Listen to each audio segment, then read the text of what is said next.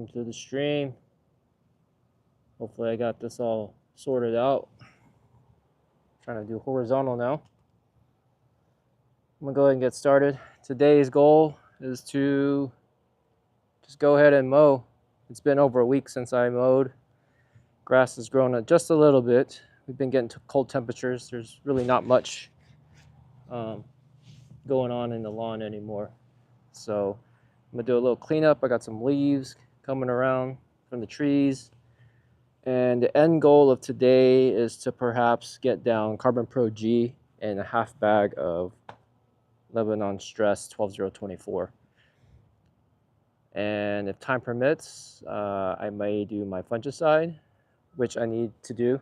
That's a given. There's no question about that. That needs to happen this weekend. So either I'll lay that down today or I'm gonna lay it down tomorrow. We are gonna get some rain tomorrow evening to all the way through Monday. So this is the opportunity to go ahead and lay stuff down into the soil and get it watered in naturally by the rain. So I'll figure out and see what I want to do. Today's Saturday, but I'll see what I want to do.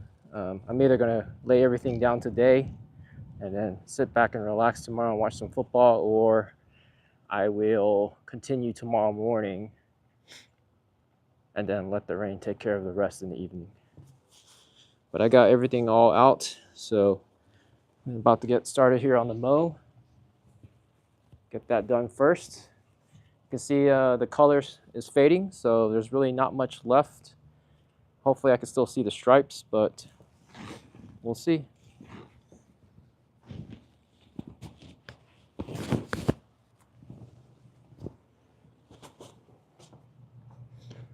I already see some guys on the live stream. Welcome, guys. Glad you can join.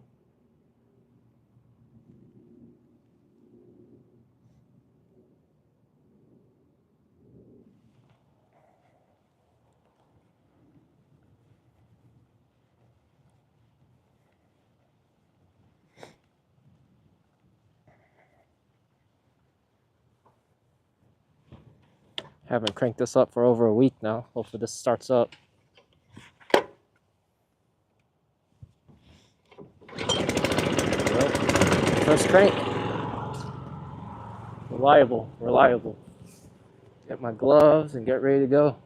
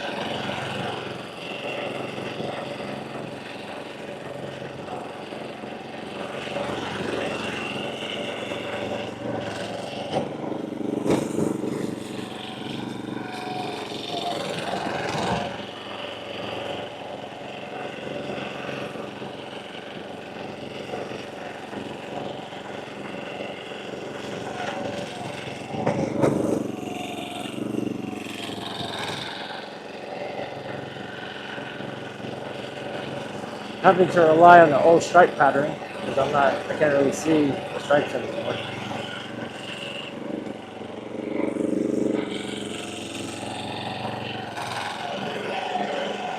Forgive me if my stripes look crooked today. You can kind of already tell they do.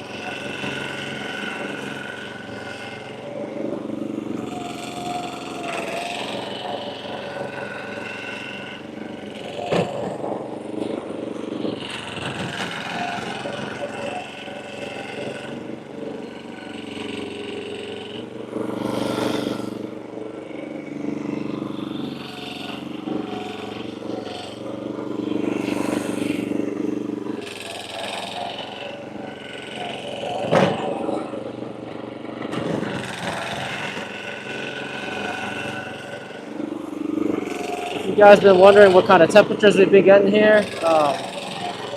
During the day, it's like 71, between 71 to 75. And then at night, we're hitting like 50, 52, between 52, 55. So like we're in the 50s at night, 70s during the day. Today may actually be the hottest day of the week. Today's supposed to be 75. So as you, given with those temperatures, you can see that it's slowed down the grass. We don't have any more growth happening. No aggressive growth.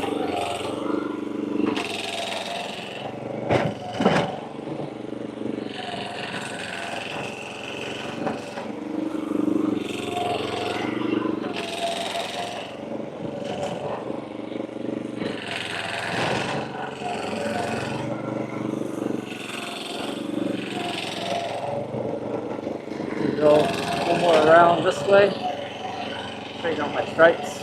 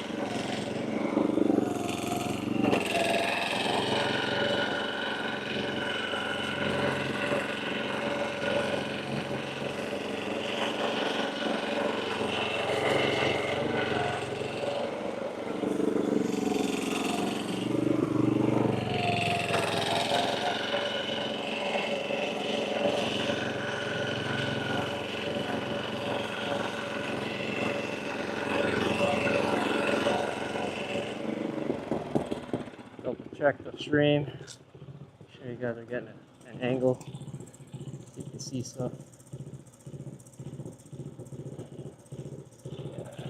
Starting to see the stripes.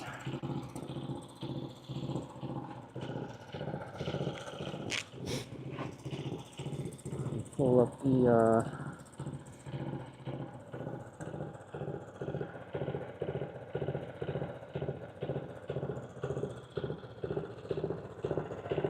pull something up real quick.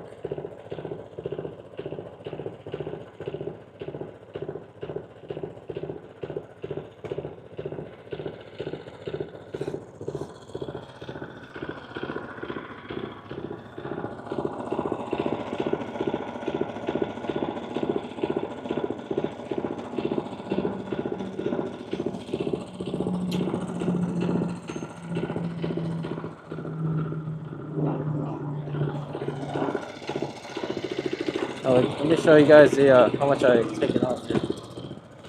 This is pretty much still got some grass there, right? Go ahead and dump that.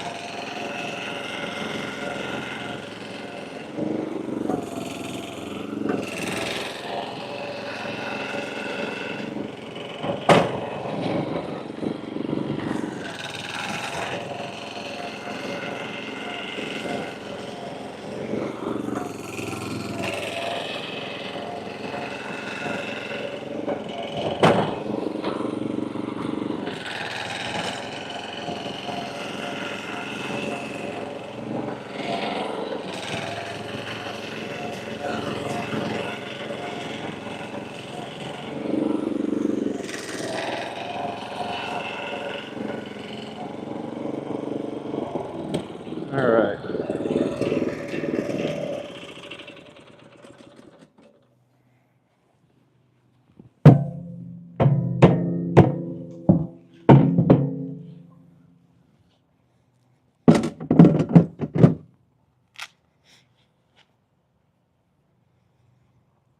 Show you guys how things are looking.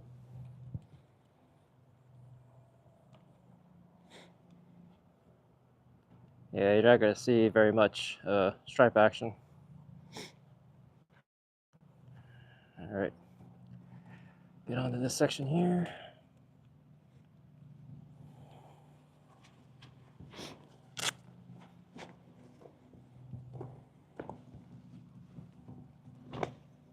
Hope you guys can hear me.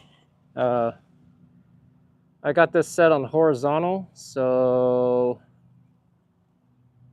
it's not showing me the chat. I don't know if anyone chat me anyways, but if you guys did, I apologize for not seeing it.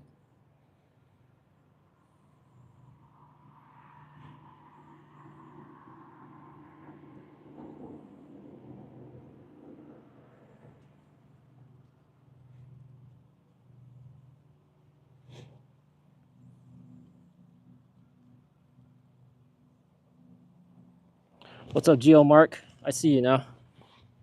I'm opening up my live stream from a different phone so I can see the chat. What are you saying? That has to weigh more than my 25-inch catalyst, but you turn it so easily compared to the catalyst. Yeah, I tried out the 20-inch catalyst. I don't know if you remember the video that I made. I went out there to test out the demo, and the 20-inch felt a lot lighter than my Toro. I didn't get a chance to try out the 25-inch. The guy didn't have one, but I imagine, I don't know. I guess I would have to try out the 25 just to see to reference what you're talking about, because you're saying that it looks like I'm turning my Toro much easier than the 25-inch catalyst. But yeah, I can't validate that.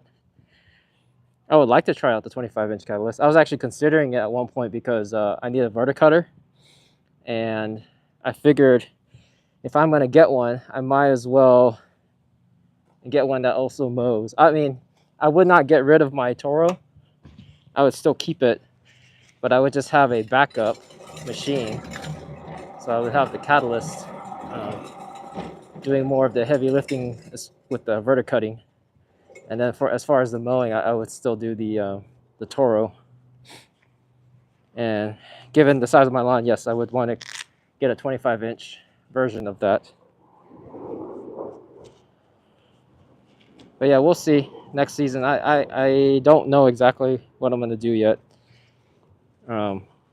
This past season here, this year was my first time using PGR. So I really got to see how thick the lawn could get. And now I know like how thick it can get. Plus my frequency of mowing. I did a lot this year, so yeah, verticutter is an option that I'm considering. But we'll have to wait and see.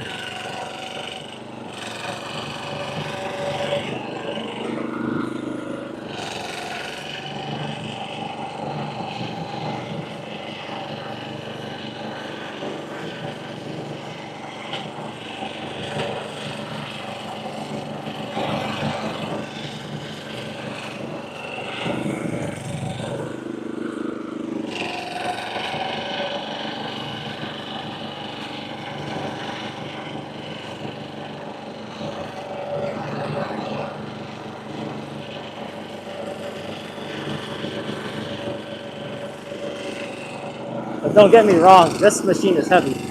You cannot push this on its own. You definitely have to have the clutch engaged to move it. It's very heavy.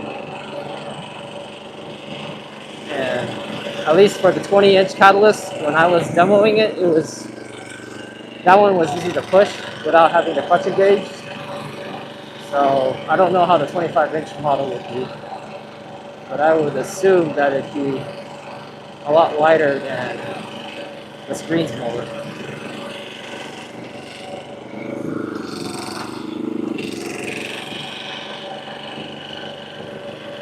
And it may just look easy of me turning just because I'm so used to the machine now. I mean, it's been, I've had it for a little over a year now. I got it August of 2023. So I kind of know how to maneuver it. When I first got this, I had some doubts. I thought this mower wasn't for me because I was like, man, it's too heavy. It's hard to maneuver. And, you know, my lawn, there's spots in my lawn that require a little bit more, like a smaller machine, or, you know, to get into those areas. And this mower wasn't going to be able to do that. That's why I got the power rotary scissors, so that I could get those areas. But as time went on, and I started getting used to the machine, and the quality of cut is like second to none. There's no other machine out there besides like a greens mower, like a John Deere. But like if we're talking about residential mowers, I don't think the cut quality compares. Like you're gonna get top-notch cut quality if you go with a greens mower. So that's the reason why I kept it. So I gave up. I sacrificed the feasibility for cut quality, because that mattered more to me. Now, for some other people, that might not be the case, right? Maybe people have time constraints. You know, need to get the job done. They don't have a lot of time in their week to mess with their lawn, so they're going to need something that's more convenient. So that's when something like a catalyst would come into play. So those residential reel mowers, I mean, I wouldn't weed them out as far as options. It's just it's all personal preference.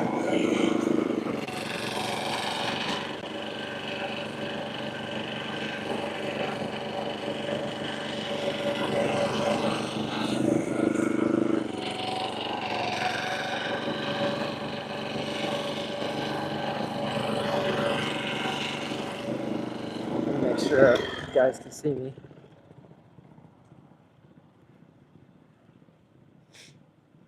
Oh, we got the mail lady coming in now. So I did my soil test on Thursday. Postman didn't come yesterday to pick it up, so she should be picking it up now. So you can see her over there. So yep, she grabbed my envelope and dropped off some mail for me. All right, so the soil test is off. I should get the results within a week.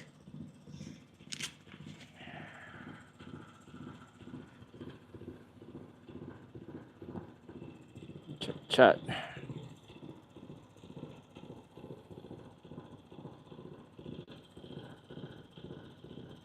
You got the Verticarter cartridge, but haven't used it.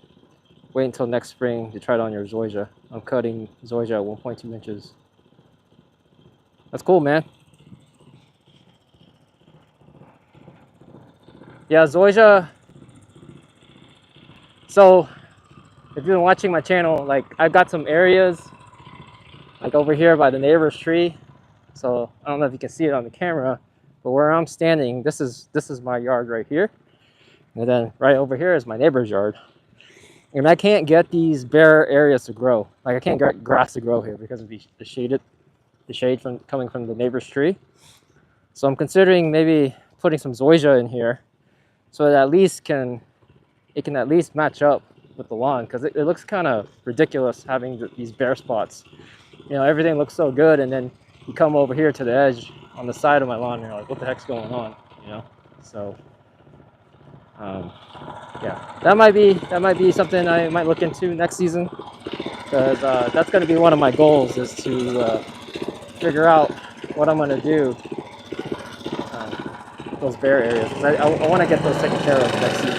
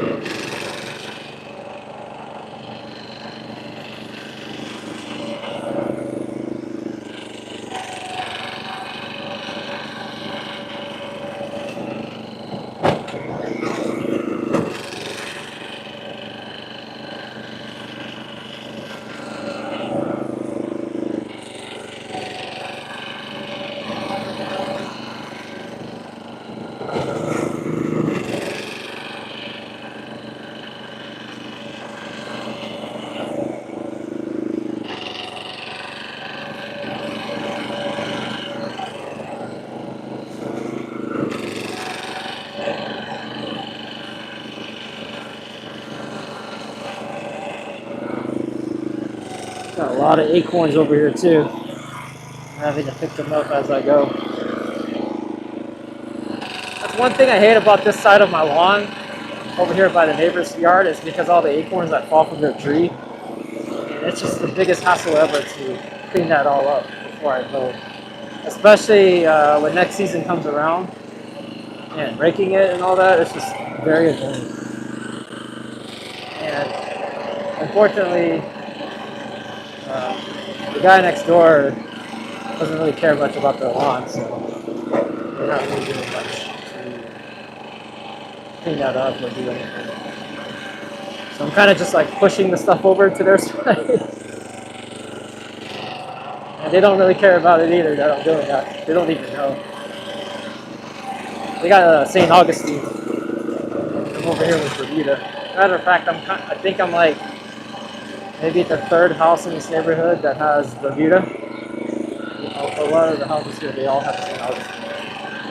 I think it's just a low maintenance grass. It's something that they don't have to spend much time on and hire somebody to specialize on some of the practices that we do here in our lawns in Bermuda.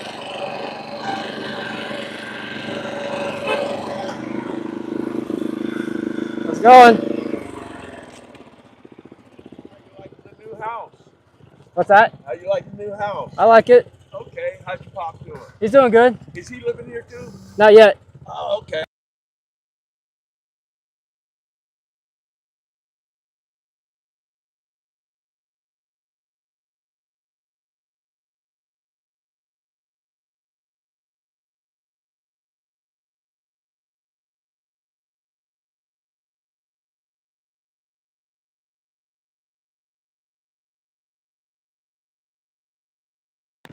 Sorry, just had a neighbor come talk to me, so.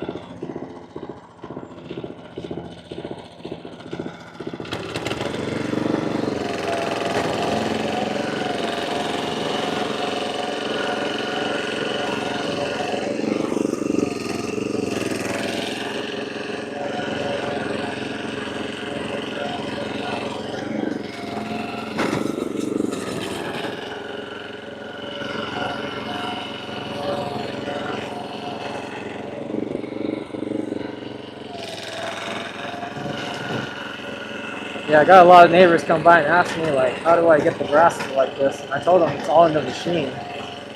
Well, it's cultural practices plus the machine too, right? Like, you gotta have the right machine. And you gotta have Bermuda grass too. A lot of the neighbors here have St. Augustine. And they're wondering if they can get their lawn to look the same way. And I told them, no, you gotta have a Bermuda lawn or a Zoysia lawn. You're gonna wanna get something that looks kind of like this. Show you grass clippings right there. Dump that.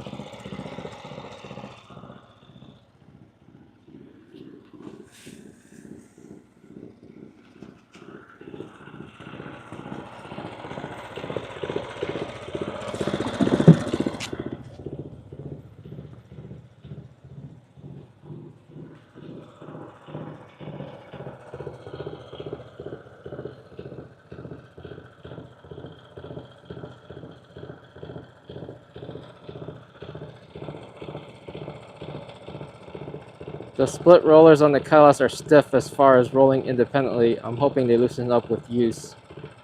The Zoysia does better in shade than my St. Augustine in the backyard, which really surprised me. Oh, okay, yeah, you're talking about the split drums. Yeah.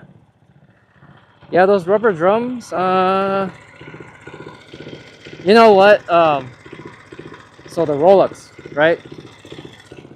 I was heavily into that mower when it first came out. That's even before I considered buying the Toro, just because of the vulcanized rear drum. That's what they call it, right?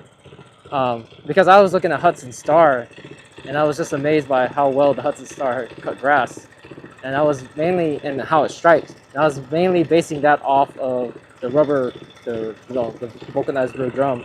So when Rolex came out and I saw that they had the same type of drums, I was almost sold on it because I was like, oh, that's got to beat the mower, you know, because if you have that, you're pretty much going to get good stripe action. Because I know Allet has it, right? And Allet stripes pretty well. And as far as greens mowers, none of them have it because, you know, It's a commercial mower. It's for a golf course, but yeah, that's what kind of got me interested in the beginning. But then I ended up with the Toro. But if Toro ever decides to make a residential version of their mower with the vulcanized rear drum, I'm gonna be all over it. That'll sell it. That'll sell me right there. I'll be sold on that. Because you think about like how many residential homes, how many people in their homes have flat lawns. Not everyone does, you know. So greens mower is not for everybody. This mower will not do well on slopes. You know, I'm lucky that I have a pretty flat lawn. But I can't imagine if I had a slope lawn, how would I be able to use this? That's why someone like Ron Henry has like 3 mowers, right? He's got the Owlet, he's got the Greensmaster, and then he also has the Revolution.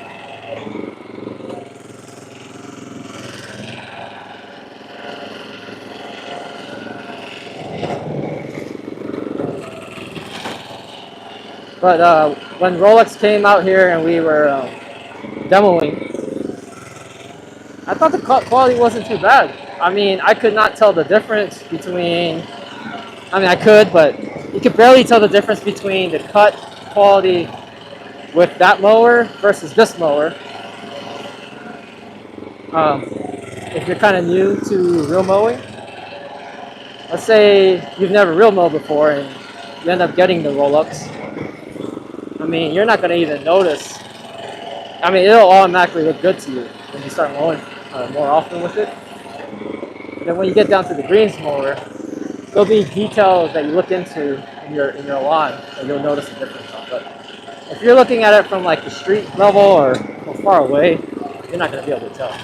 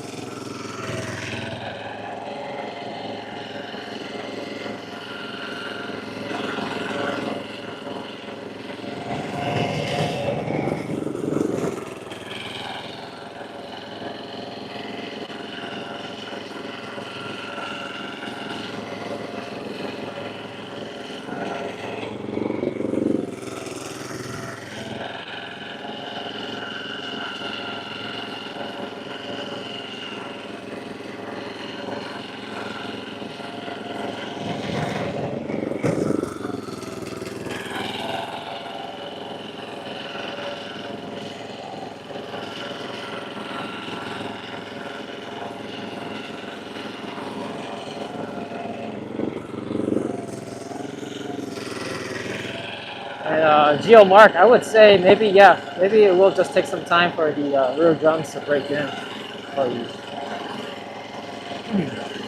So yeah, give it some time.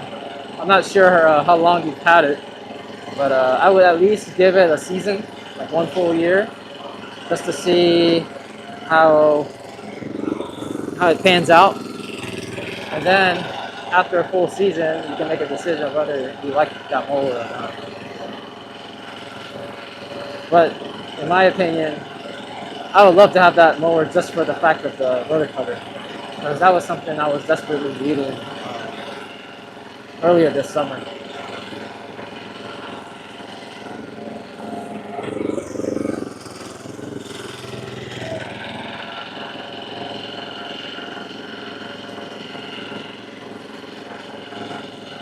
Matter of fact, if Rolex, you know, honestly, like all these mowers out there right now, like they can make a verticutter easily. They just have to swap out the reel, right? They just got to take the reel out and then put a verticutter blades in there, and then you'd have a verticutter machine. So, I mean, it's been done before with the Toro. I've seen people have a greens mower with the verticutter blades on it. So they have a dedicated machine and it's a verticutter. And I think I've seen Rolex. It was either Rolex or it might have been the Aussie mower, Old Master or something like that. they had verticolor blades on their machine. So it's definitely doable. So if any of those companies make one in the next upcoming years, I would consider them. But right now, on top of my list of next mowers to buy or machines would be the Catalyst, just because of the verticolor cartridge.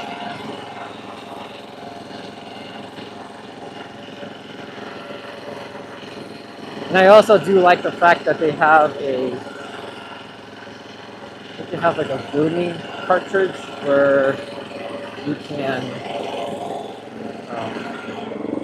like, cleans up your lawn from all the debris, leaves, acorns, and all this stuff. All the stuff that I have here. I wouldn't mind having something like that too, that I could just run back and forth right here to clean up before I do a mow. Because it gets hectic when you have to do it manually. It takes a lot of time out of your day.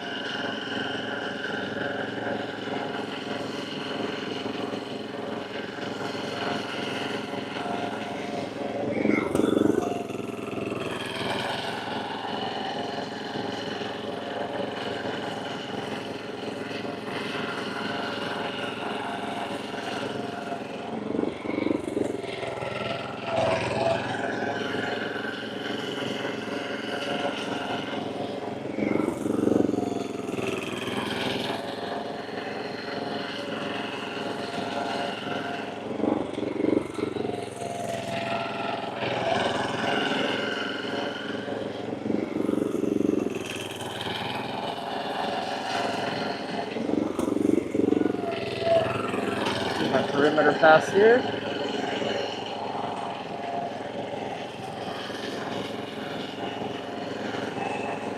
My perimeter pass in this section is kind of funky because I'm going over sections where there's grass, and then I'm going over sections where there's no grass. So yeah, I definitely need to get something done with those bare spots over there on that side. Got to figure out what to do.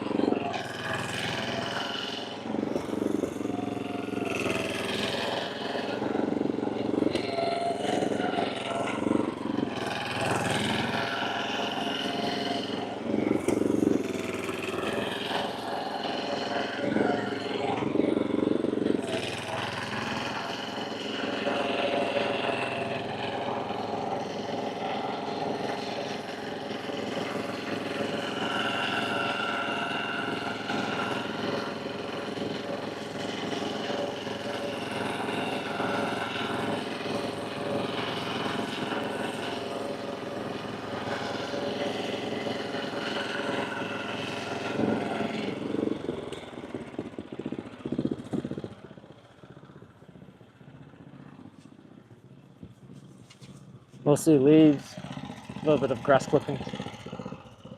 All right, that side's done.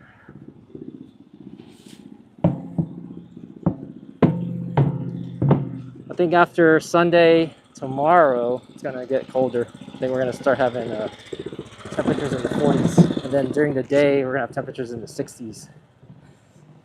So, say goodbye to the grass. I wonder if there's a zoom feature. Oh, there is a zoom feature. Do that.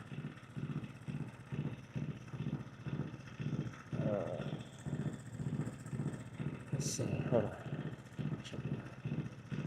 There we go.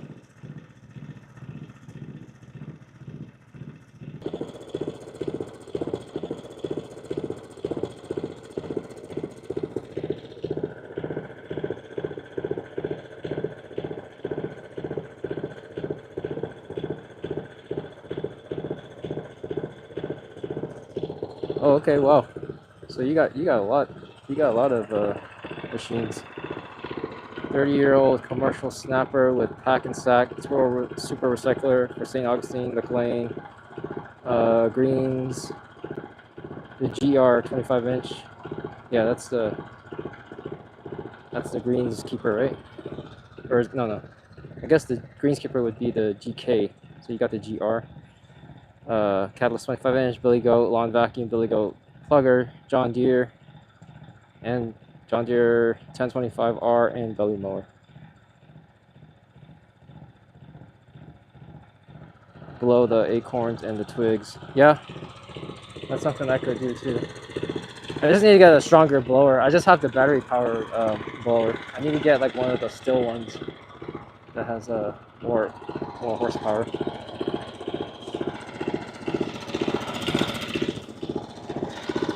Yeah, I wouldn't mind blowing all that. He doesn't give a crap about his lawn. Matter of fact, I don't want to say it out loud, but he has the worst lawn in the neighborhood, and people have been telling me that my lawn's been making his look really bad. And I'm not trying to do that on purpose. It's just it's really bad. He's got like a lot of dead bare spots, and he's got St. Augustine. He hasn't been taking care of it. I think he got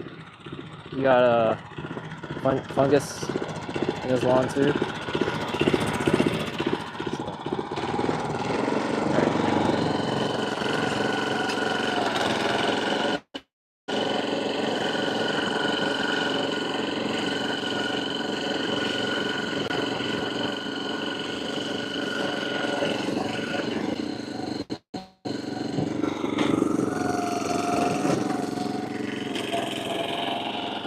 I was gonna say, Mark, given that you have all those machines, why didn't you go with a Toro? Well, I guess you had the John Deere. You said John Deere 1025 something. I don't know, maybe that's not a good thing. Yeah. Why didn't you just get a green smoke? You would have been pretty tough. Or maybe it's because of the things I mentioned earlier.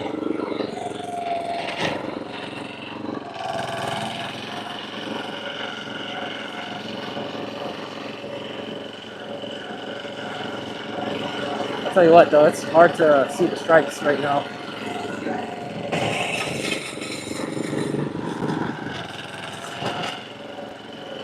It's not easy anymore. Probably gonna mess this up, but let's see.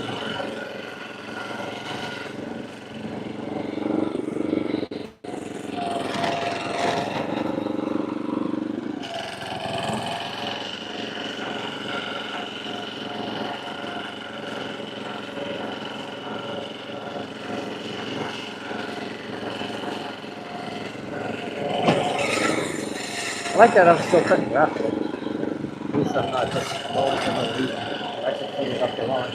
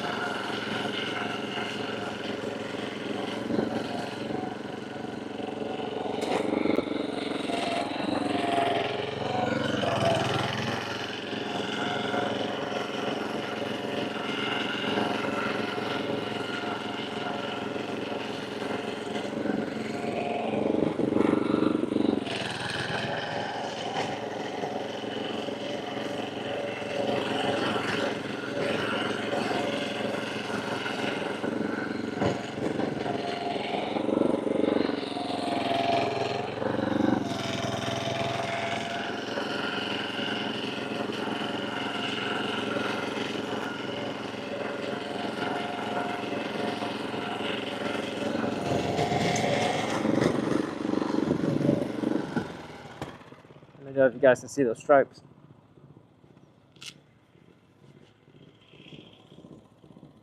Kind of. Move over here.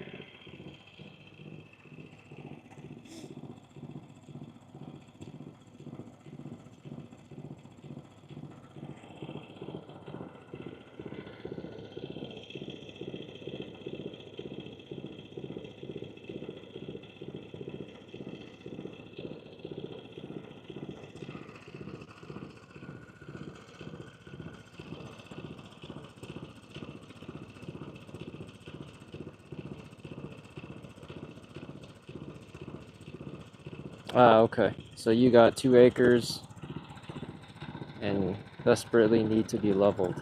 Okay, I hear you. Yeah.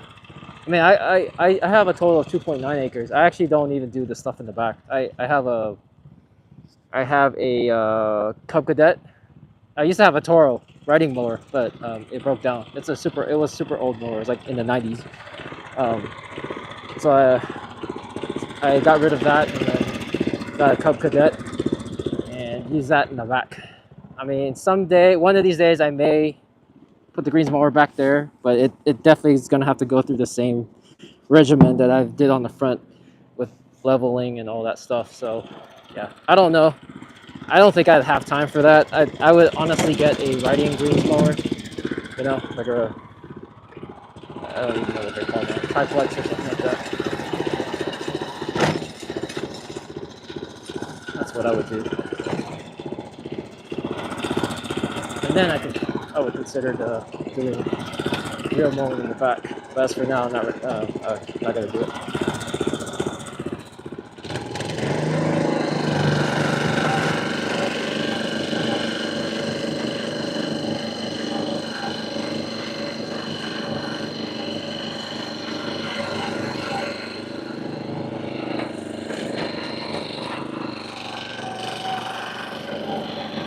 See the sedge is coming back.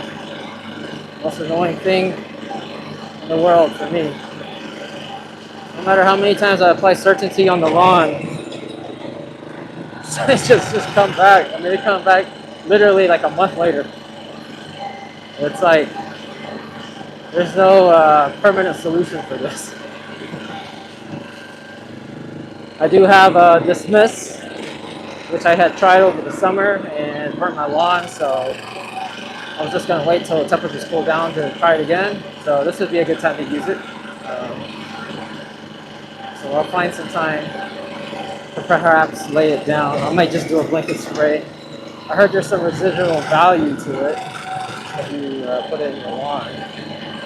So I wanted to see how that works out. It'd be nice you could put it down and don't have to do it again for 3 months. At least 3 months, right? I would love that.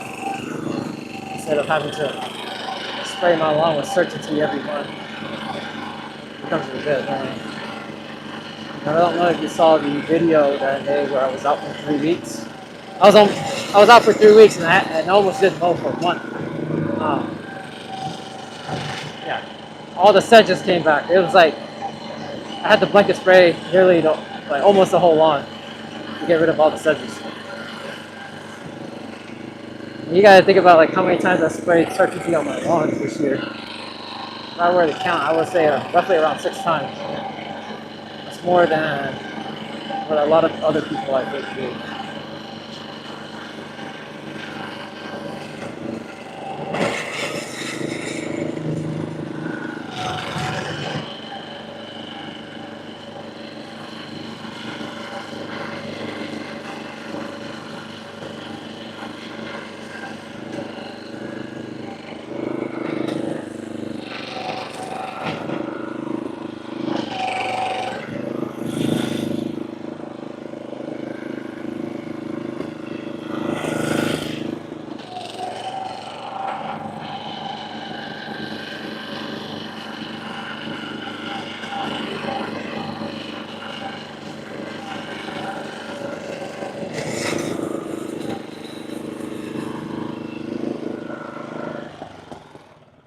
You guys have seen, they moved the tractor.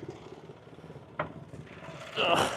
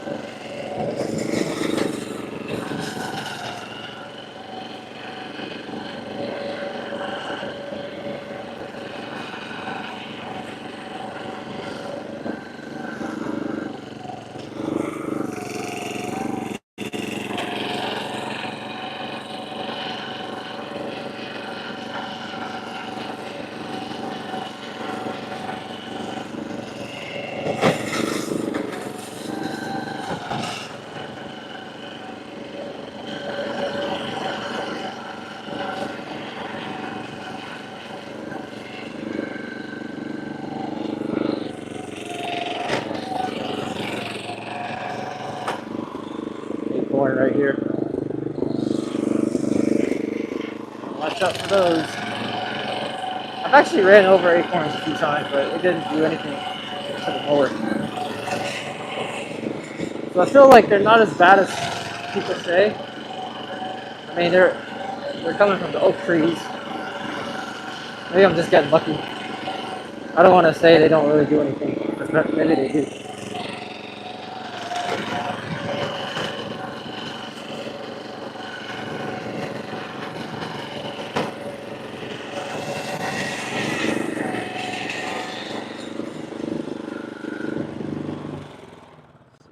Here, I mean, it's decent for what I'm given. There's not much I can do. Just you can barely see the stripes.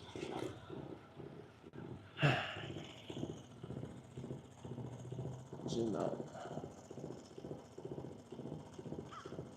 Yeah, Lon's going to sleep. Not much I can do.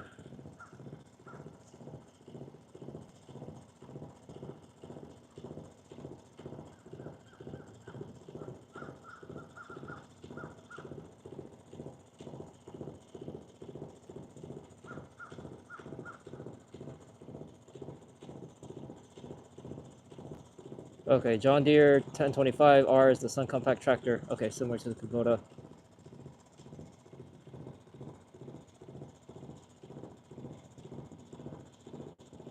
My biggest weed problem in Zoya is nut sedge, which is control not with frequent mowing. Yeah, I mean, I frequently mow too, but unfortunately the sedges come up faster than the Bermuda grows. Even given on a hot summer day, they come up like within, I want to say less than 24 hours, right? They're already back. And it's just something I don't know how to handle, besides just keep on spraying. I'll figure something out. There's always a solution to every problem out there. Just gotta figure it out. And if it hasn't been figured out, it eventually will be figured out by somebody, or someone, or something, whatever it may be.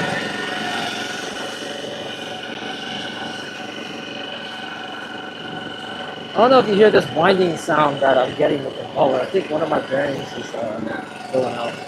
And I can't distinguish what bearing it may be. It might be the rear bearing or the rear drum bearing. I'm thinking about ordering all of them and just replacing them all during the winter, so that I don't have to worry about this whining sound next season.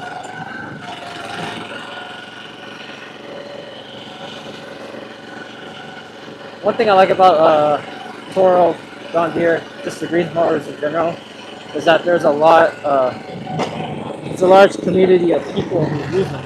So you don't necessarily have to rely on the manufacturer for service or questions. Like you wouldn't have to contact Toro or John Deere, but all the other people who use them, you just got to go on the Facebook group, Toro, greens mowers. There's someone there that knows what to do.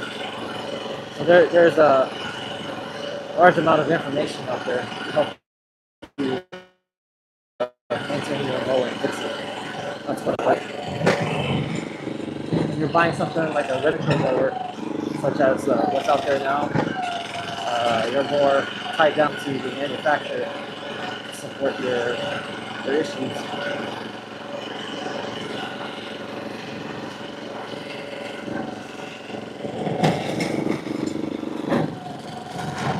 For those who don't have experience working on like mechanical machines or anything like that, it's a lot harder to do it yourself. So yeah, it would make sense to have a company or a manufacturer service it for you.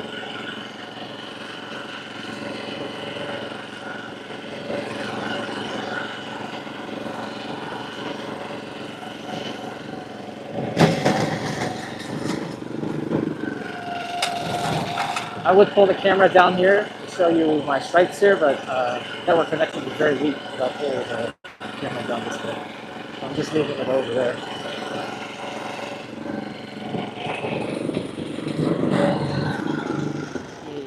double check and make sure you can get a wide view of the lawn while doing this.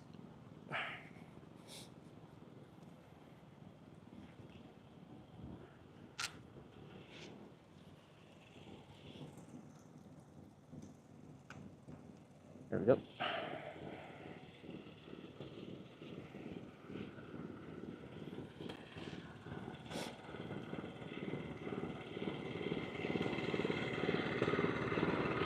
Oh, more leaves are falling down.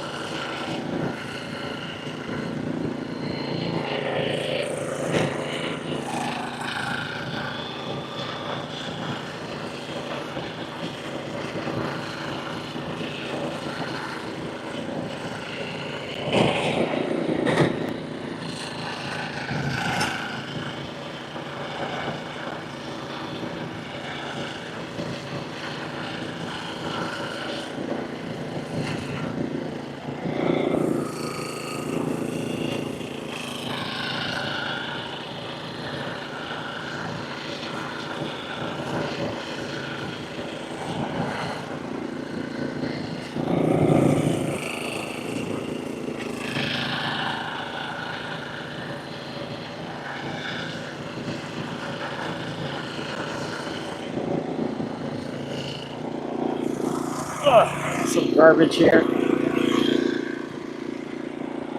When it gets windy, all this trash starts blowing onto my lawn. Neighbors started. A lot of cleaning to do.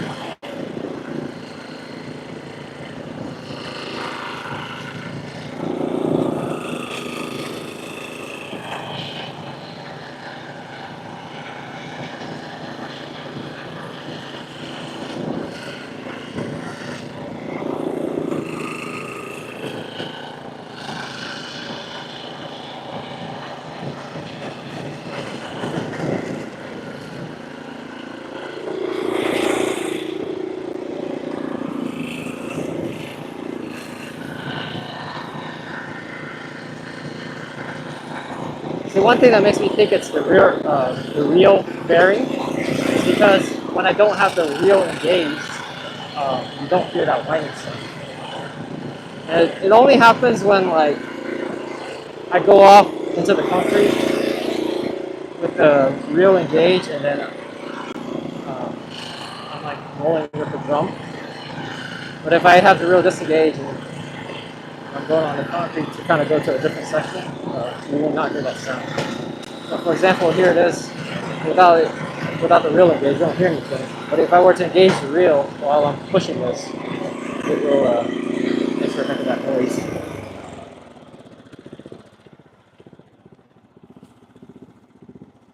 All right, I'm down to the last section of the lawn. That's pretty much it for here. I'm not edging. I'm not going to edge anymore until next season. I remember my lesson from the beginning of this season. When I edged and we started getting heavy rains, it started eroding the edges away from the concrete, and then I had to fill that in with dirt. So don't want to go through that again. So that part's done. I'm only down to this section here. Try to zoom in over there. Let's see.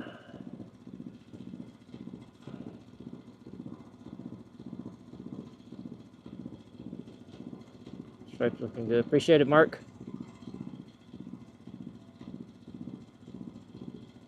Yeah, I'm thinking the bearing of the reel. That's what I'm thinking. Your weather says actually hit 39 degrees 2 nights ago. Yeah, we're gonna get there soon over here in Texas. We've been fairly warm, especially October. October we were still like in the 90s. That was surprising. You want to know something funny is that this part of the lawn is the greenest. I don't know why. Maybe I put more product down versus like these areas, but you can see how these areas are checked out. This area still looks fresh. It still looks good. Like plenty of nitrogen there. All right, be right back, guys.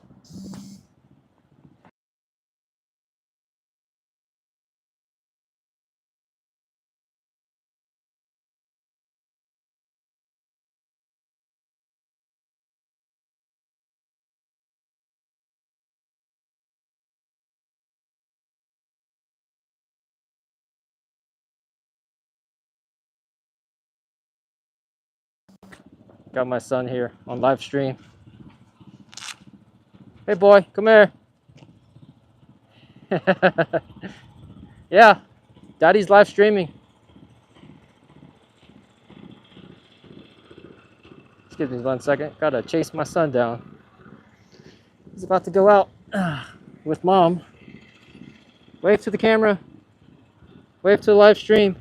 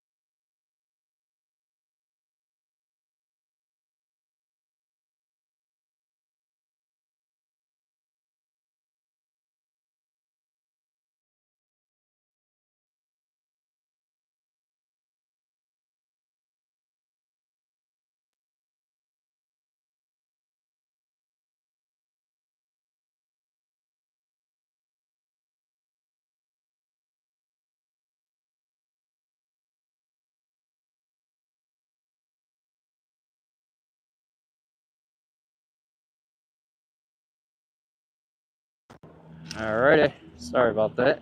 Had to take care of my son. About to go out with mommy. Let me turn off the mower for a second. I gotta move my tractor back.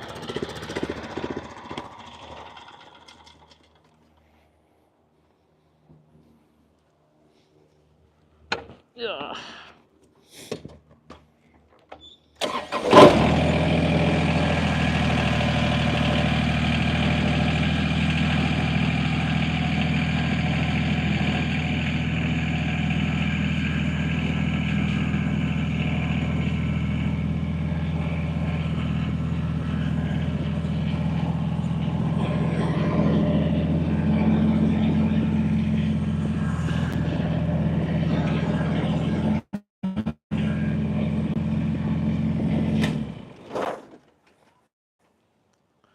This section of the lawn won't take that long. I mean, this is a very small section. You know, I think I know why it's so green. It's because I put a lot more product in this section than the other spots. Because So for example, like this part right here where the camera is at, this is 600 square foot, and the amount of product I put here is 1,000 square foot. But this section is actually equivalent to this section. So that section is actually probably more closer to 600 square foot. So I'm going to start reducing down the amount of product I put in that spot, because I don't think it really needs 1,000 square foot of product. Alrighty, go ahead and get this going, get this done. Still a lot of stuff to do.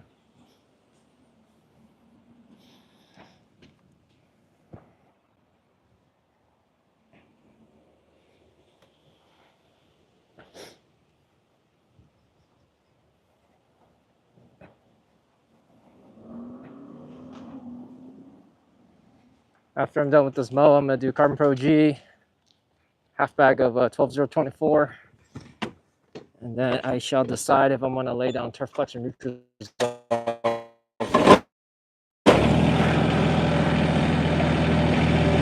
Humic12 and RGS is part of that, part of the thing I do want to do as well. So I will decide in a minute after I'm done with this, because I could water it all in today and be done. I could lay my pillar SC. Be all. It's actually kind of windy though. I don't know. I didn't think twice about that.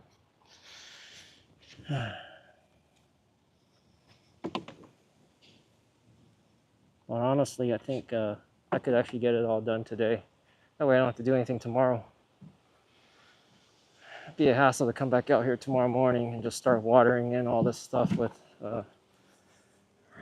RGS and Humic12.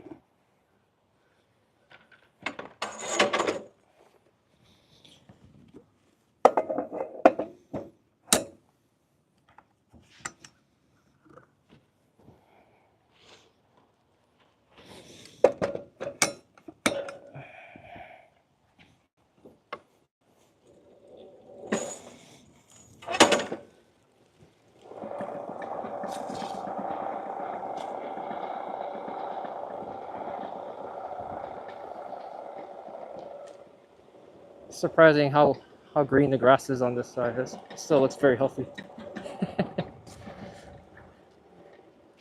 I guess healthy is not the word. It still looks very looks like it's still in season with summer.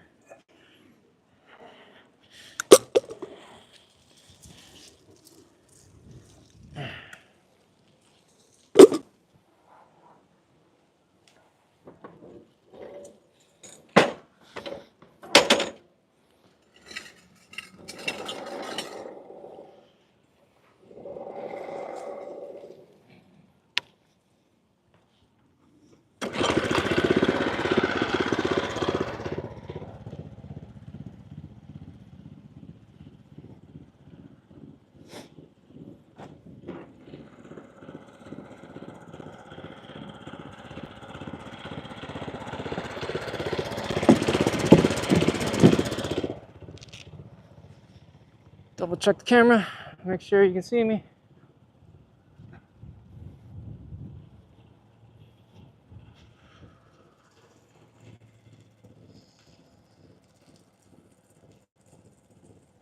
Japanese maples. I do not have Japanese maples. I do have a friend that had planted 3 of them and they all died when the Texas summer heat hit. So yeah, they don't do very well in Texas. I would say if you're gonna do it, you need to put it like under a big tree or something, because I don't think it's gonna survive.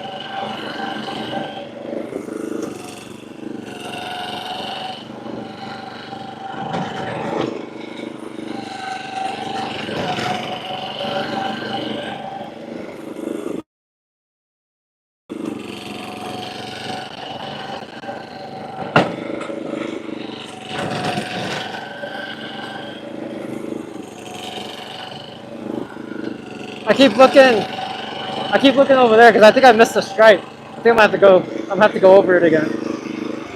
There's a spot I missed.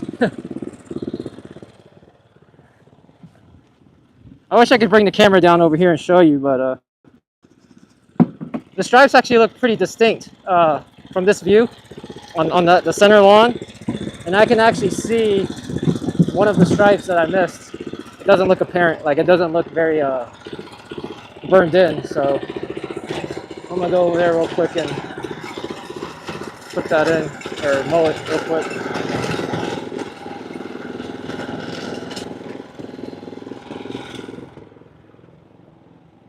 Change the camera angle.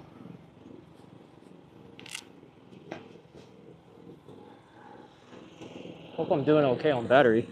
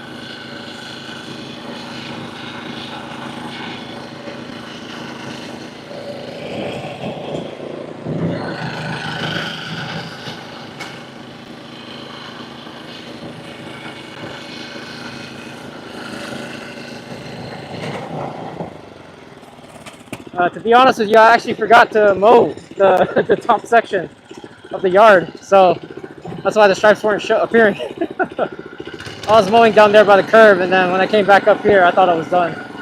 But I forgot to mow this section of the lawn. So that's done now. Now the stripes are showing. I'm gonna take a picture of this, and I'm gonna use this as my thumbnail for this live video.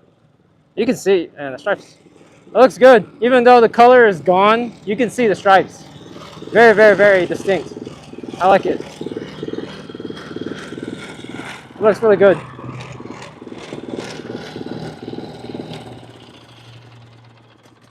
Okay, I am done. All I need to do now is just lay down Carbon Pro G 12024. I don't know if I'm gonna lay down Turfplex Nutrisolve. I really don't know yet. I do need to go with a power rotary scissor and clean up the edges here. So let me do that real fast. Let's see, Geo Mark is saying, what did he say? Appreciate the super chat or the donation, Unit Jang. Let's see. Red bud's looking nice. Oh, let me go down. Trees are also creating a warmer microclimate in that area. Yeah, over there, the grass just doesn't grow up against the fence down to the gate area.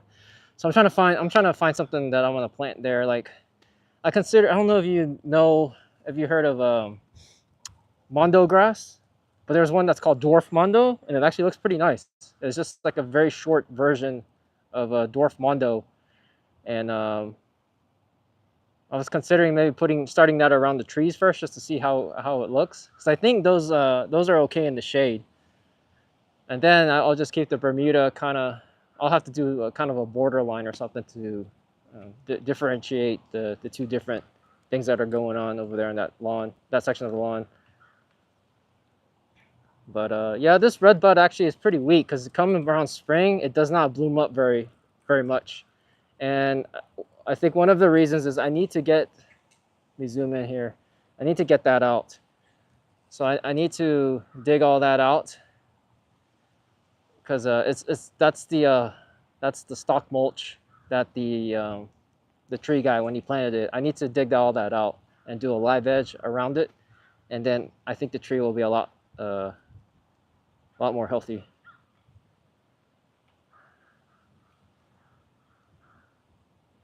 Let's see, what is the chat saying?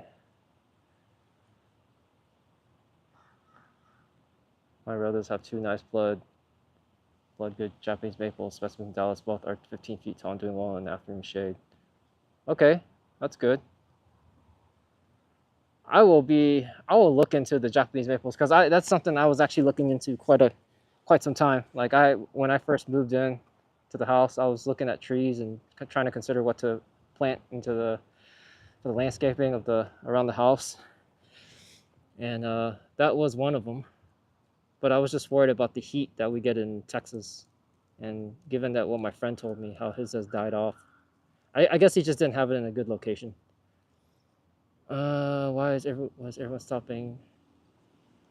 I was wondering why everyone was stopping opposite of your yard, and I remembered the gate. Yeah, I'm right by the gate. That's why all the cars are stopping. I guess you are one of the few homeowners that take care of your yard in your neighborhood. Maybe we'll start a new trend. Yeah, there's just a lot of people here that don't have time to take care of their yards, and I happen to be just the one guy that can do it. And I told myself, I was like, if I'm gonna do it, I'm gonna make sure that I make it look the best, because I don't want to put effort into it while someone else is paying somebody else to do it, and then theirs is better. So, yep. That's why I looked into real mowing and doing all that stuff, because I just wanted to have the best lawn. That way I don't look like a dummy for working on my own yard and not having the best yard out there. But like I said, yeah, I'm like the third house with Bermuda. Not very many houses in this neighborhood of Bermuda. They all have St. Augustine. There's one house that actually has a zoysia, but he doesn't even mow his lawn. Everyone uses a service here to mow their lawn. And the service guys, they stop by. I mean, I'm right here by the gate. So all the contractors, they stop right here and they see my yard every single time when they leave.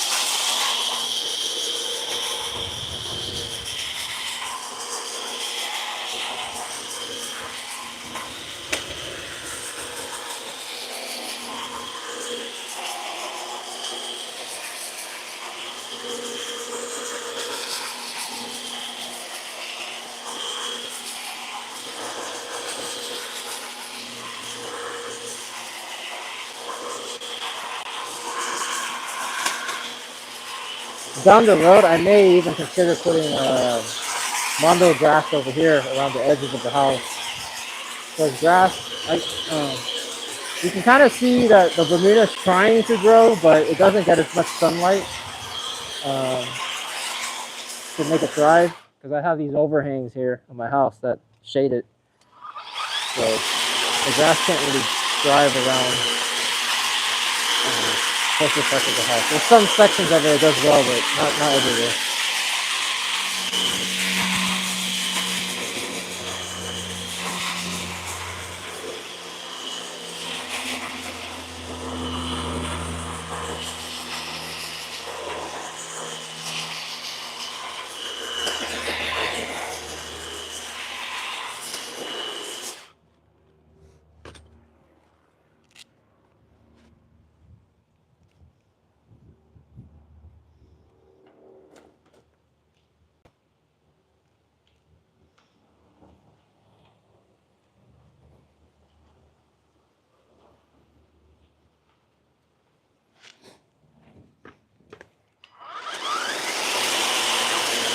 I got some spurs going on right here. Do I come and spray with Celsius, or do I just pull it? It's just looks like it's just one. Pull that, throw it away later. Another one right here. Spurge is like one of the easiest weeds to handle, so I'm not too worried about that.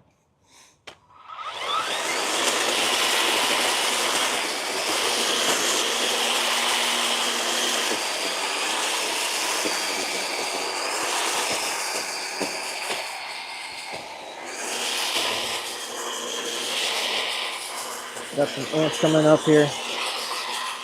So spray some bifin. I sprayed bifin earlier this week, but I was just spraying around the edge of the house. But I think I need to spray it around the lawn.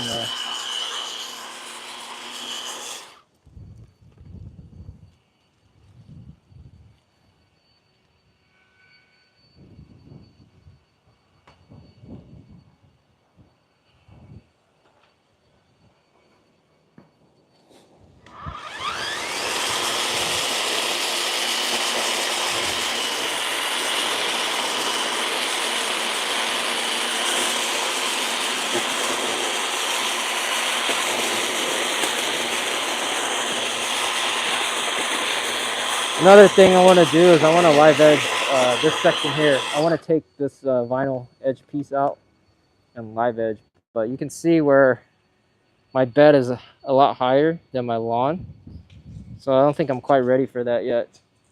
Because if I were to live edge it, I think I would have to do it like right here and then go all the way down across and then let it slope, start making a slope to come down to here. Something to consider. My sprinkler heads, I know my corner sprinkler head is like literally almost up against this vinyl edge, so that sprinkler head would be part of the live edge. Unless I curve it, or I could curve it. I could live edge and curve it in, maybe, so that the sprinkler head will stay like on the turf. So yeah, a lot of things to think about.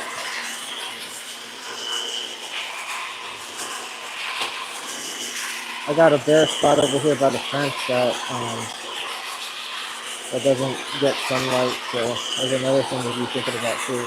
Plus, there's a lot of rocks and concrete over there from the construction and from the fencing. So I gotta figure out what I want to do with that. So yeah, there's a lot of stuff that still needs to be worked on. But for the main part, I got the main stuff taken care of, where I reshaped the lawn into a golf course looking lawn. That was the main goal up in the beginning, and then you just kind of progress from there. You start working on the little things around it to improve.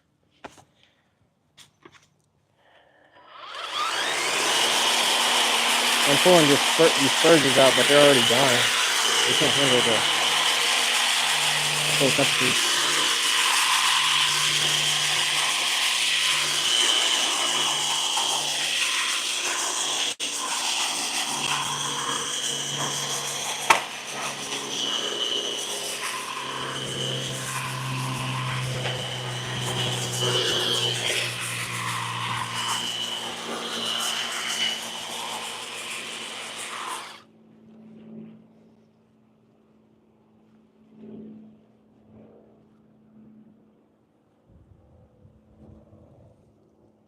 Stepped in an ant bed.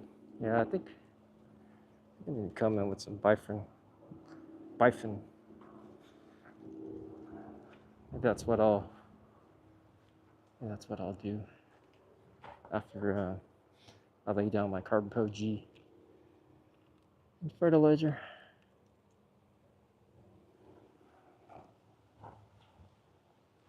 Go over here, clean up this corner. So yeah, I just use the power rotary scissors to go over spots where the mower can't reach. It's basically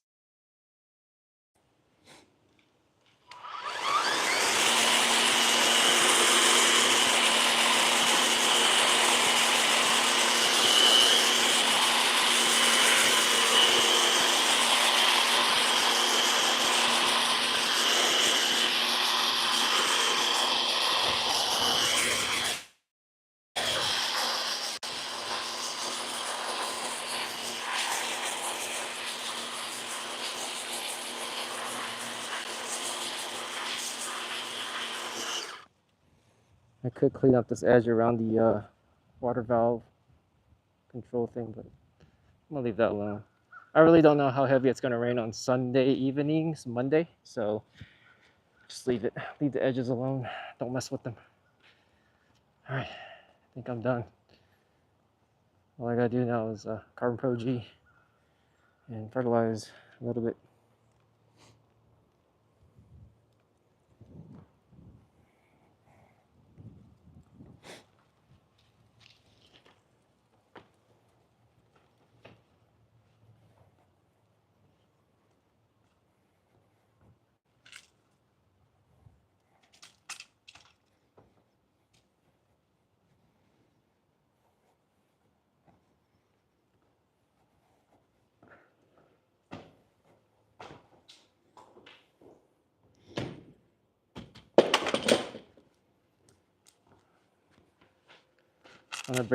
I'm gonna bring the camera around here to the garage. I hope the network doesn't cut off.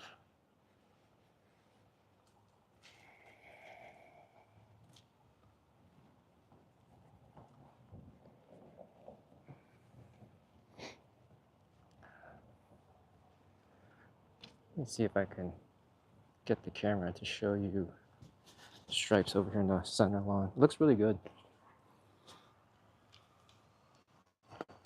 If the stream cuts off, I apologize. Network is not strong outside of the house. See if I can zoom in a little bit. Yeah, you can see that. So what I plan on doing is I'm gonna take a photo. I'm gonna stand over here and take a photo going that direction, and that'll be my thumbnail for this live stream.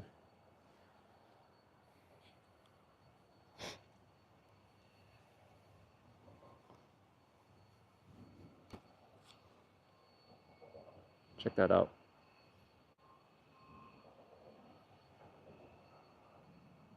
What do you think? Still dominating in November.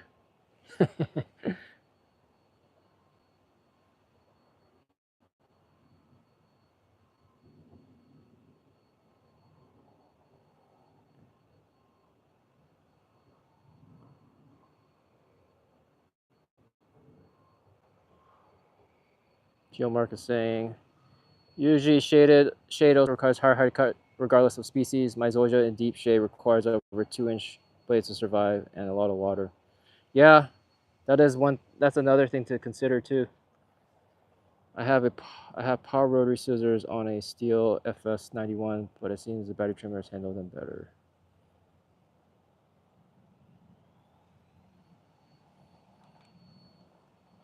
I use a 40-year-old Trailmate power edger for the trimming against the concrete.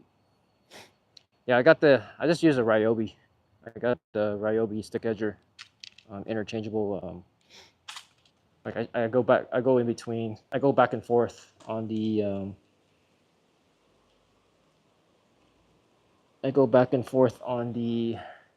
power rotary scissors and the stick edger because I don't want to waste the blades.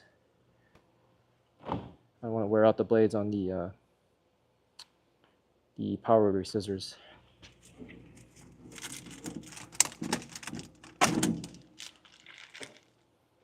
Get a drink here.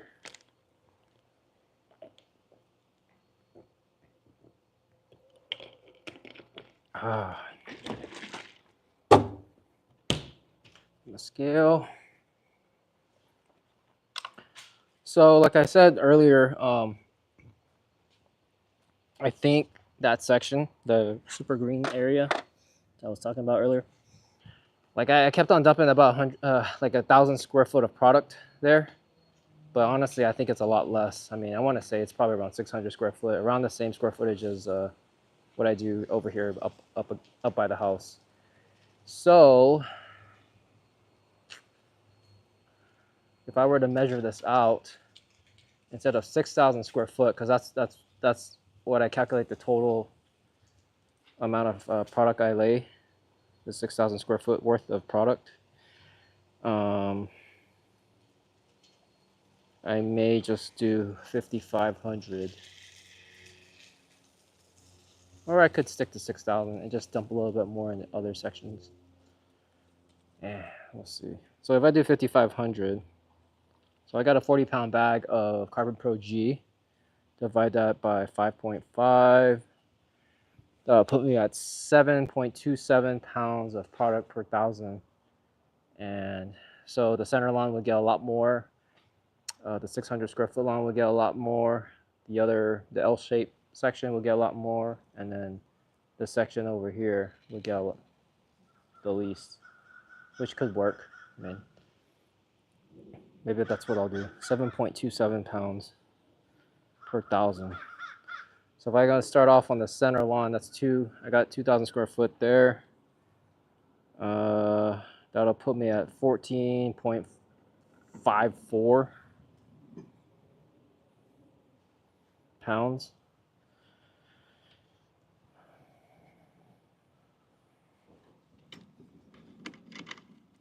So the setting I go with now on my Carbon Pro G is 20 on the earthway spreader. I've learned over the time that the 15 just doesn't work out for me. 20 is a pretty good number.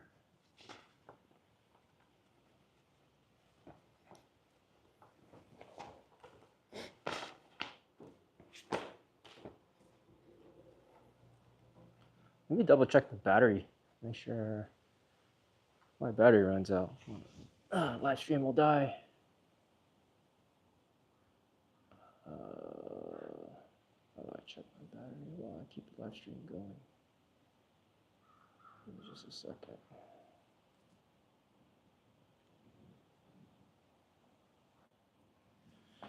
Alrighty. Okay, I said what, 14.54? Let me get my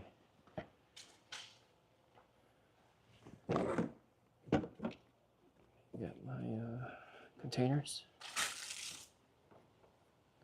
So one of the things that makes this take a long time is I'm splitting up the applications. Usually people they have like 1 yard, right, and they just put everything in their spreader and they just spread it. But with me, I'm having to divide it up because I've got like 4 different sections. So I don't want to put the total amount for 5,500 square foot and then take a guess of like how much product I've laid down in the 2,000 square foot section, and then in the 600 square foot section, and then the 2,500 square foot section. I would rather just fill this up to the amount that I need to apply. For example, in the 2,000 square foot sections, I'll put 2,000 square foot worth of product, and then when it's all gone, I know I've laid 2,000 square foot of product in that section, and then I'll refill it again for the other sections. So that's why it takes a lot longer for me to put my applications down. And I do the same thing with liquids too. I'm just trying to get as accurate as possible. Like I don't want to put too much in one section versus another, because that's kind of what I did in the very beginning, and I felt like maybe I wasn't really doing a good job. So that's why I split it up now.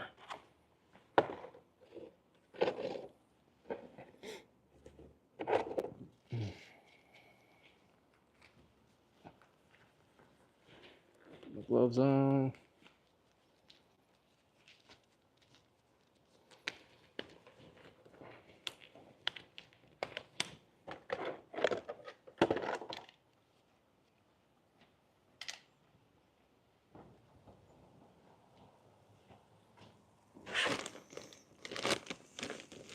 So this season I started using Carbon Pro G, I want to say, was it in March or April? I want to say March. That's when I started using Carbon Pro G. So I've been laying Carbon Pro G every month since March of this year. And I've got 1 more bag after this application. So I am essentially running it from March all the way to December. And then I'll start back up again next March in 2025. So for January, February, I'm not going to lay it down because it's too cold in my opinion. I'm not going to go out there and water the lawn to get it to soak in, unless we get a lot of rain, but still, that's not what I'm going to do. I'll just leave January and February alone. Okay, I said 14.54, right? Yeah. Okay.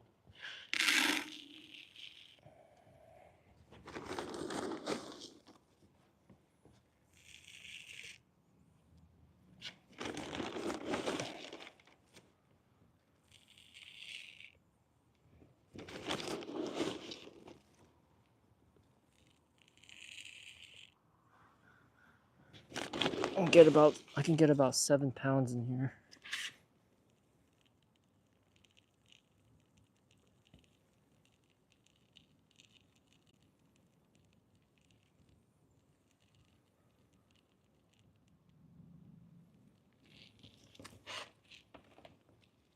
Okay, 7.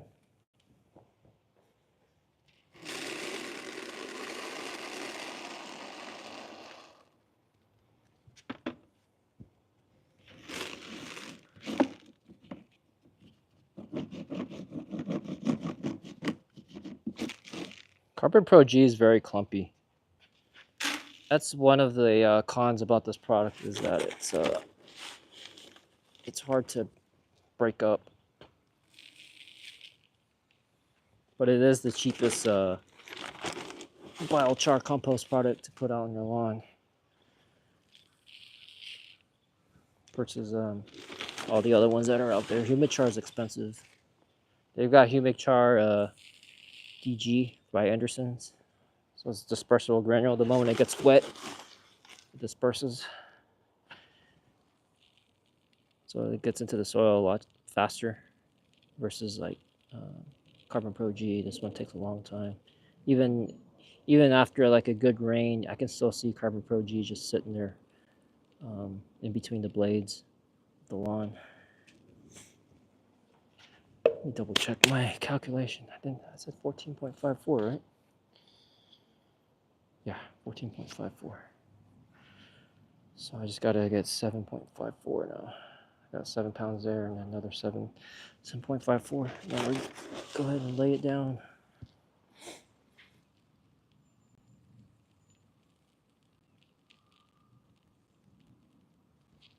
7.46.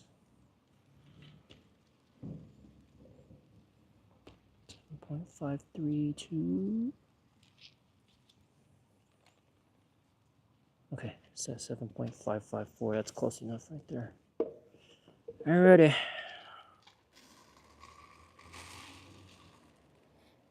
Let's go lay this down.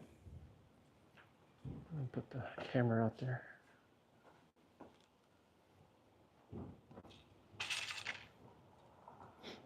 Just a little bit.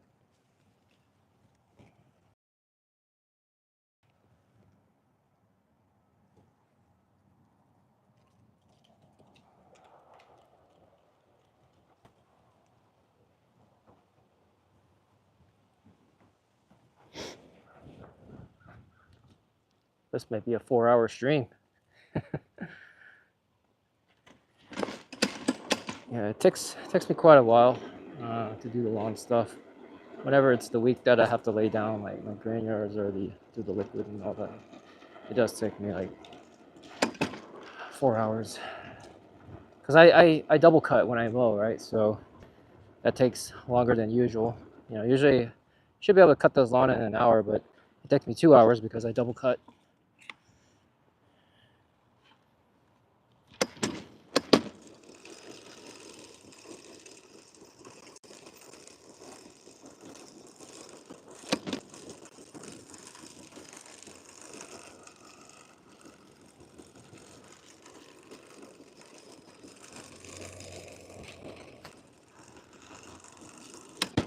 I usually go slow around the perimeter. I don't want it to go out in the street.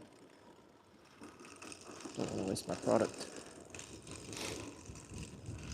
Yeah, 20 is a good number setting for Carbon Pro G on my Earthboy 2050P. Anything less than that, it has a tough time coming out. And at the rate that it's coming out at, it's just enough for me to make a good passes on it. All right, I'm gonna open it wide up, start going this way.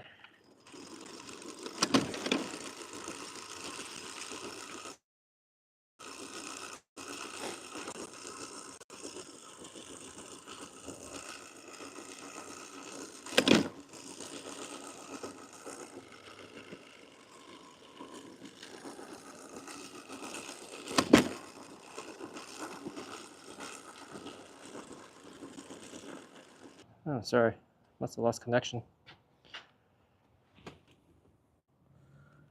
Lost all my live streamers. Apologize. Need to get a Wi-Fi booster. Let me check on my other phone to see if I'm still live streaming or not.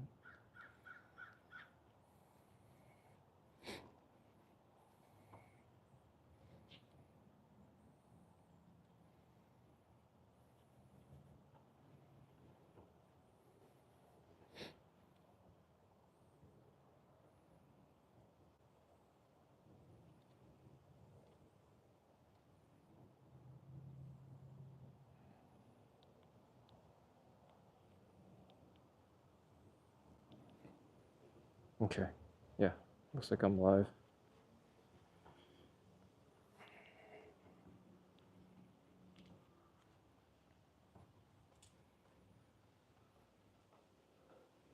Man, it's getting kind of hot.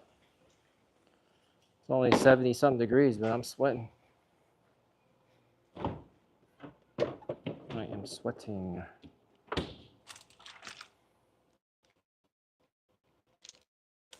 Doesn't take much for me to sweat.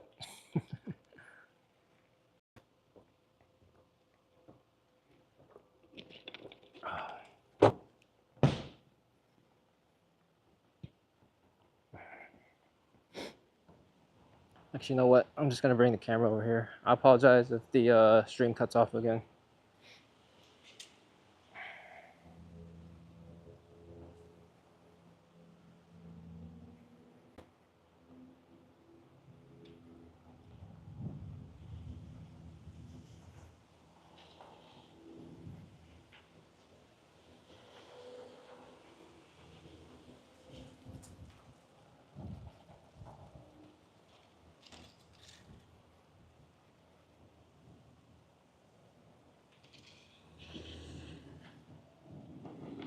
Need a Wi-Fi booster.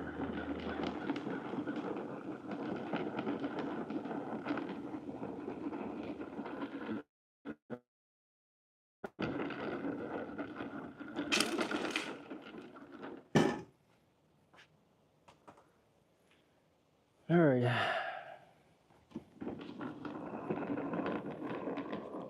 Let's see, what section am I going to do next? I guess I'll do the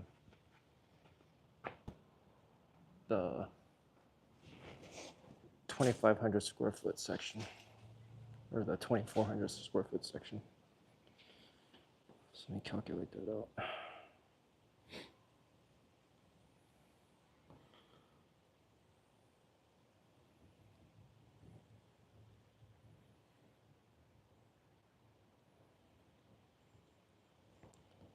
$17.45. Pretty close to the other one.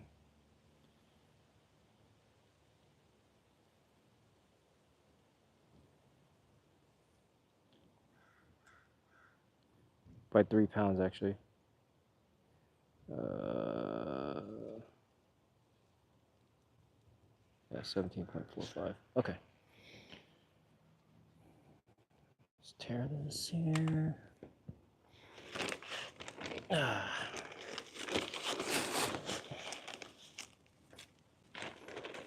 I have a video coming out soon on my soil test. So I did do a soil test earlier this week, and I do have some film of how my soil looks now. And you will see that there are, like from my soil probe, when I pull out the core, you will see that there's carbon products in the top layer, and then it gets down to like the original soil layer toward the bottom. So definitely putting all this stuff down is making a difference in the lawn. Okay, let me keep track of this. I'm at 7.06. Let me just dump that in here for now. Need to go 17.45. So 10 pounds. 10.45 pounds.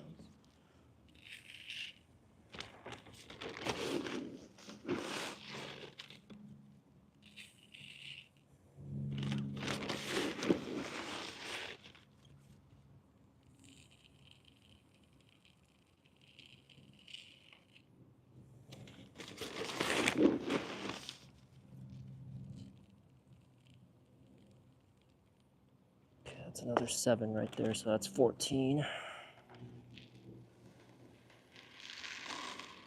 So I need to go 3.54 to get 17. No, 3.45 to get 17.45. 3.45.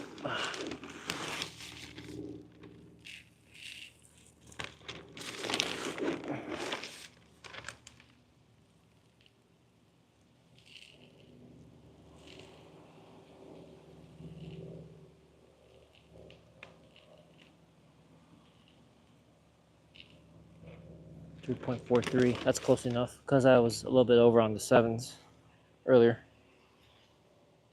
Okay. So I'm roughly around 17.45 in here. I'm gonna go lay this over there by the L shape side of the lawn.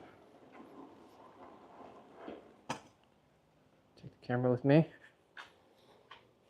Hope I don't lose you in the live stream again. I apologize if we get cut off.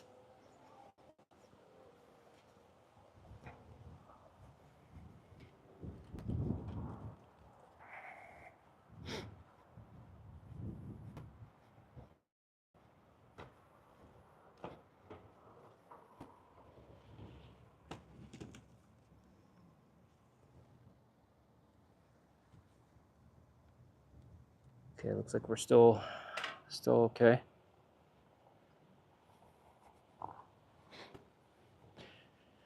If you're just tuning in, I got done mowing and I'm laying down Carbon Pro G. Next is gonna be the 12024. I'm gonna do half a bag of that. And I'm gonna save the other half for spring next year, 2025. It's the last bag of fertilizer I have, actually.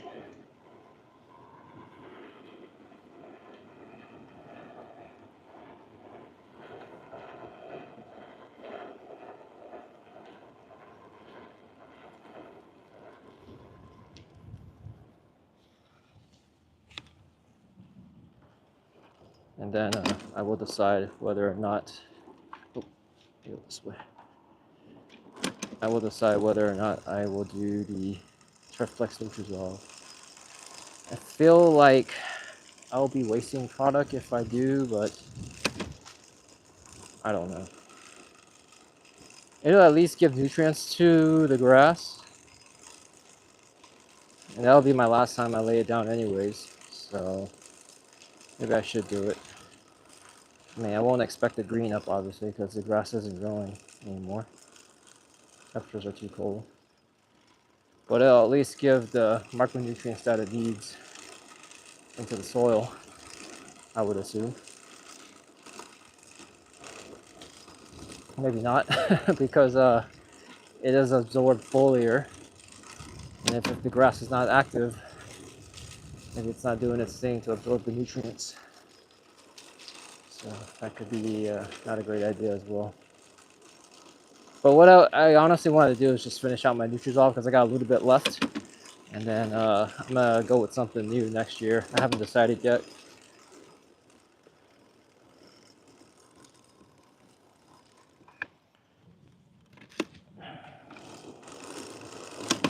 I still have like 2.5 gallons of Turfplex, so I'm going to still use that for next season. But as far as like the micros, I could switch it up. Maybe I might go with Ron Henry's micronutrient that he's selling on the golf course lawn store now, just to check that out, see if I notice any difference there. Or I may look into some other product.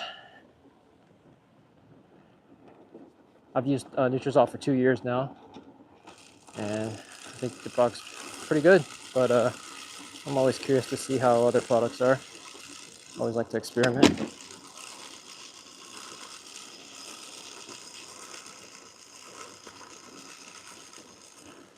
So that's kind of the plan for next year. I think I'm going to stick to pretty much everything else, though. Keep everything the same. I'm going to buy another 2.5 gallon bottles of Humic12 and RGS. I'm going to do it one more time next year just to see if I notice any difference in my soil quality. I feel like it's working, but I don't know. There's just too many skeptics out there. I mean, there's a lot of people on YouTube that are saying bad things about it, and there's people on YouTube that say it works, and you know, I'm kind of neutral. I don't know.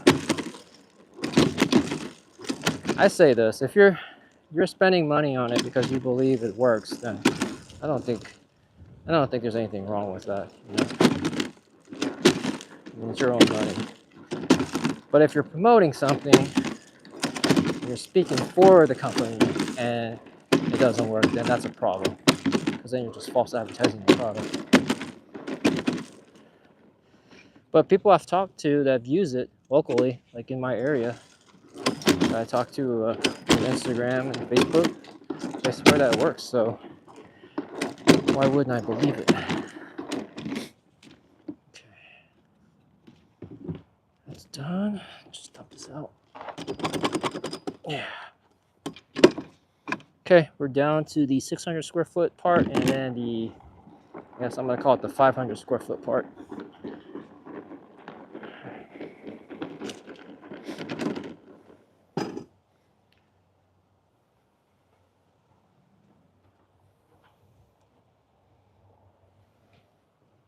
Check the chat. What's going on? Let's see what's going on here. Hope that rains come Sunday and Monday. We can always use the rain. Oh yeah, for sure. Looks like Geo Mark is signing out. He may still be on the stream, but yeah, we haven't been getting much rain. I think we got a good amount of rain in September, just once during the month, and I wasn't here actually. I was out of town, and got it again. in October. Wasn't very much.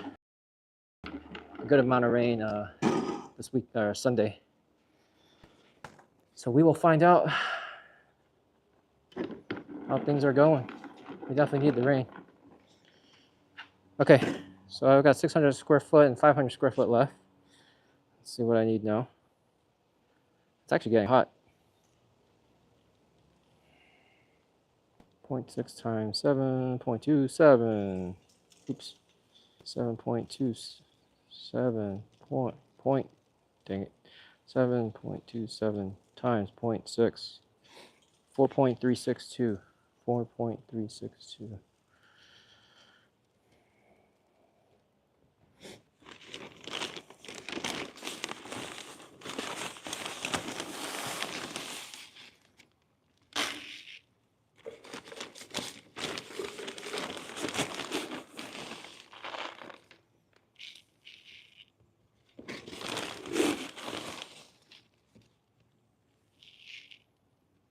4.378. I'm close. Let me dump a little bit back into the bag here. 4.258. Put some back in. 4.3. 4.306. 4.356. 4.374. That's close. Blow over. That's fine.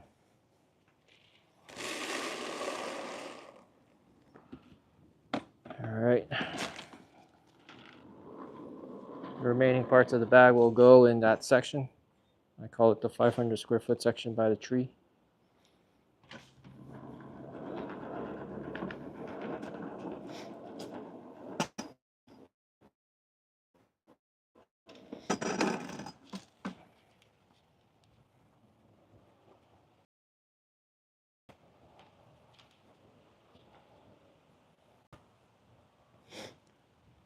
I actually may go ahead and just cut off the live stream after the Carbon Pro G. There's not really much left to show. I mean, you guys know what I'm doing. I'm gonna lay that in the 12024. Then I'm gonna decide whether I'm gonna water that in today.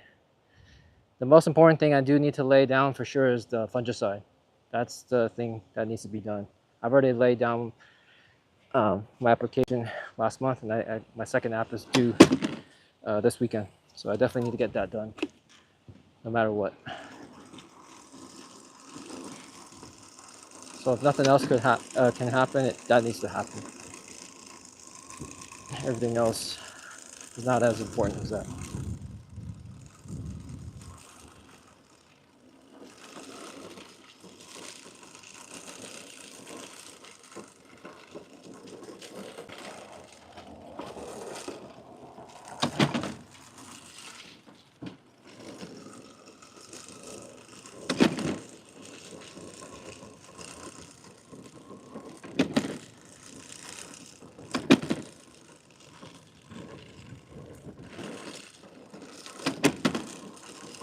I really wonder how the soil would turn out if I kept putting down Carbon Pro G every month for the next like 5 years.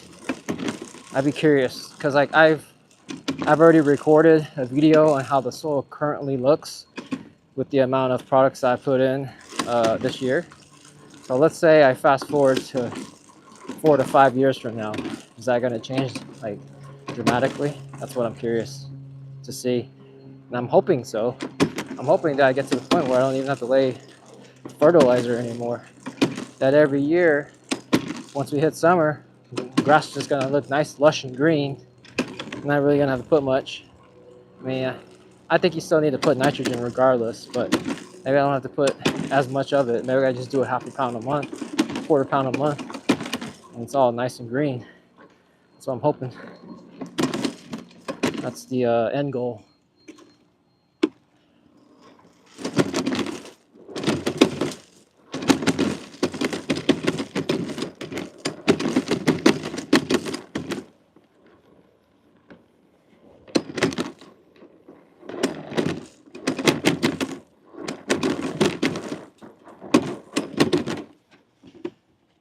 Okay. Dump this over here. Ugh.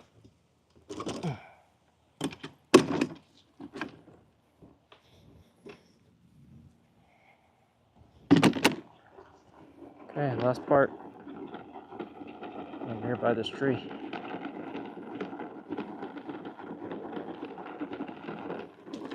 I'm still gonna measure it out because I'm curious to see how much is left in the bag.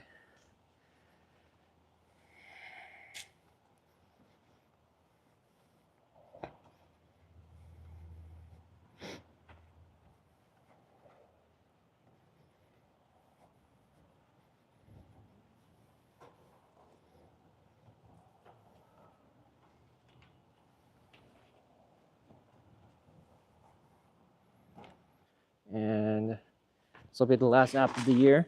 But when we hit 2025, we shall start it back up again. All right, guys, signing out. Everyone have a good weekend. And I'll see you guys later.